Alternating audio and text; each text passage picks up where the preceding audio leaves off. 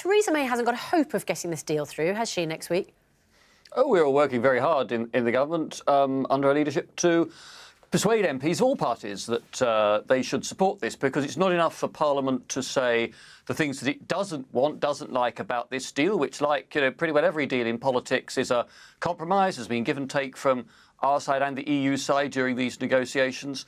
But Parliament has to say what it is in favour of, and what the 27 other countries of the EU have all made very clear is this is the deal that is on offer. It's taken a lot of time and effort to get there. They're not about to open up some magic wardrobe in Brussels and come out with some fresh renegotiation or some alternative deal. It's this deal, or it's no deal exit, or it's reverse the 2016 decision entirely. OK, so just to clarify, you believe you're going to win the meaningful vote next week?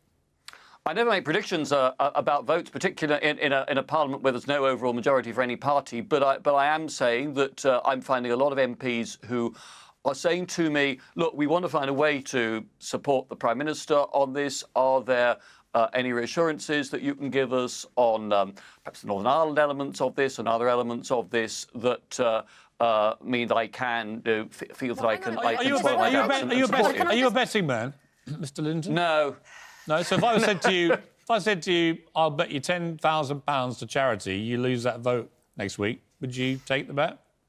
I think my wife would make very certain that I never accepted any bet for £10,000. Thanks very much. So she would even from you. She would share my lack of confidence then that you were going to win this. I think she would share my lack of confidence in betting as a way to fame and fortune. You just said that MPs are still coming to you and saying, what reassurances can you give us? But you've also just said in the same breath, the EU's not changing or moving on this. So there's no reassurances you can give MPs. And frankly, if MPs were not going to vote for this deal before Christmas when you withdrew the vote, why would they change their minds now? What reassurances can you possibly offer? Two things, Sandra. First thing that there are things that can be given. I mean, for example, we are publishing today a set of Northern Ireland-specific proposals that, amongst other things, give the Stormont Assembly a veto for the future on introducing new areas of law and policy into the so-called backstop arrangements, if those ever come into force, and which also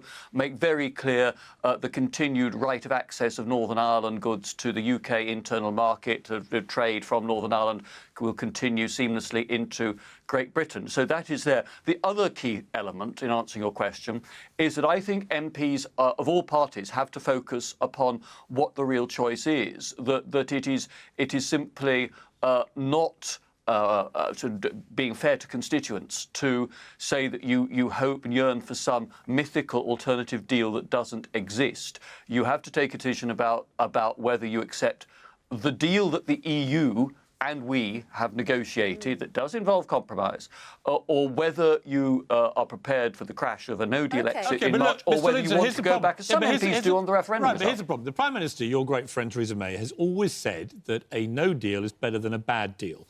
Everybody seems to agree that her deal is a bad deal. It remains, or leaves us remaining under some form of control from the EU.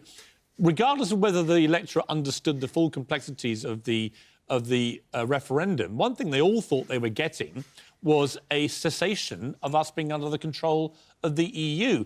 To them now, surely a no deal is a far purer and more consistent version of what they voted for than Theresa May's deal, which leaves us under control in many areas of the EU. No deal means no control. And that, fundamentally, was the overriding reason why most people voted to Brexit. Well, first of all, I disagree with your interpretation of the deal that is on offer. It does provide for a 2-year transitional period out of the European Union.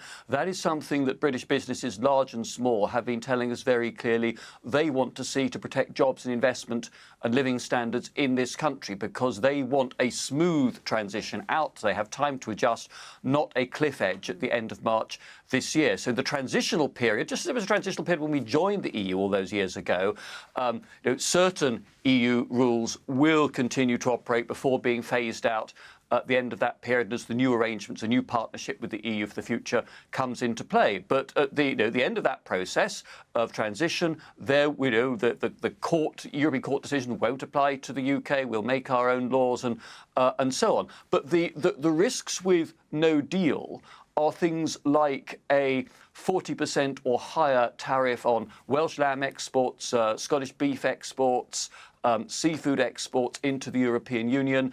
It's things like a 10% tariff and various checks and form filling and bureaucracy for our cars, whether they're made in the northeast of England, the West Midlands, or elsewhere. We do know the warnings, the apocalyptic warnings, some call Project Fear Mark II, about going no deal. If you lose the vote, and you won't take a bet on it, but if you lose the vote, is no deal inevitable? Because you've already said there's no point in going back to the EU. They're not offering you anything else. We don't think the parliamentary numbers are on your side. So if Theresa May loses next Tuesday, what happens next? No deal. I mean, no deal is. It's not apocalyptic, what I've described. What I've described to you with the tariffs and the checks and so on, the bureaucracy, is an expression of EU law as it applies to third countries, to non-member states of the European Union. Why don't we play hardball with them?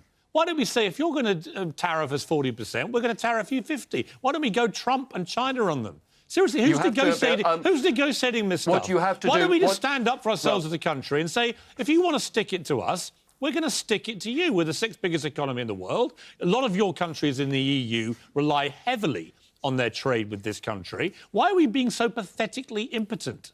With all due respect. I don't think that's remotely a fair description. It's not one I think that any of the other EU member states recognise, because I think they've been very struck by the Prime Minister's determination, the very hard-headed approach to negotiations she's taken. They love her plan. They cleared her plan. Well, hang on. They cleared her plan. I'm responding to your response to my question, right? Which is this. Yeah. They cleared her plan in 45 minutes. They couldn't believe their luck. They were salivating. It was like, oh my God, she's giving us all this control. Let's tick it off. Piers, it has taken 2 years of very painstaking negotiations to get to the deal that we have on offer today. The answer to your question is why we don't, threaten to impose, penal sanctions on EU imports here is twofold. First of all, that would mean much higher prices for UK consumers, for the viewers of this programme. Secondly, World Trade Organization rules, global trading rules, have a clear principle of non-discrimination. It says you have to treat unless you have a particular trade deal with a country or block of countries, you have to treat all your trading partners who are World Trade Organization members in the same way, same tariff, same rules on inspections and so on. So, I would not want to be jacking up the prices to a 50% tariff on imports of every widget in this country or foodstuff in this country. That would penalise my constituents and your neighbours in the UK. Except that Donald Trump has done exactly that with the Chinese, and the Chinese have blinked. So sometimes playing hardball and tough on these tariffs, on trade, can actually be very productive.